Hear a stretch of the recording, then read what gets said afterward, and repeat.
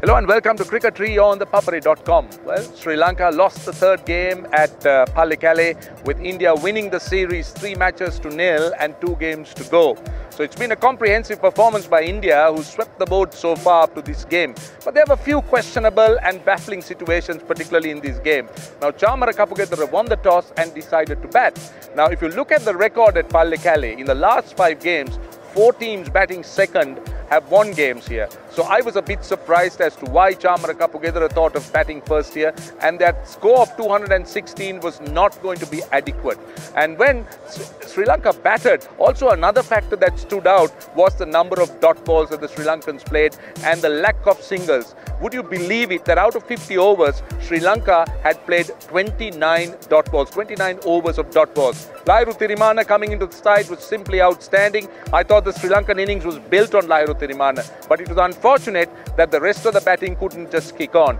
Lots of balls were used and lots of time taken, and in the end, a score of around 260 would have been the right score for Sri Lanka, but 216 was woefully inadequate. Again, when India batted, I thought that the Sri Lankans fought hard. But then from 61 for 4, the Sri Lankans struggled to separate a good partnership. It happened in the second game, the first game here, 8th wicket stand of over 100, and now another big stand between Dhoni and Rohit Sharma, just taking India through. So as I said, an outstanding performance by India, an easy win for India eventually, though it looked tight.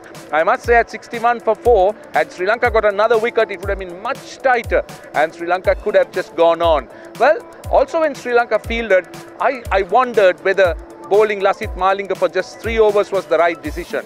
Malinga had got a wicket, Vishwa Fernando had got a wicket. Now, I would have thought that the captain could have persisted with Lasith Malinga maybe for 2 overs. And who knows, had he had Rohit Sharma at that point, the Sri Lankans would have had a good chance of getting through. But then, that's how this game is played. Lots of ifs and buts. And eventually, India, as I said, winning quite comprehensively by 6 wickets. So that's the story on Cricketry. We'll join you again when the 4th one-day game happens at the R. Premadasa International Stadium. Until then, this is Roshan Abeysinghe signing off from Pallekele.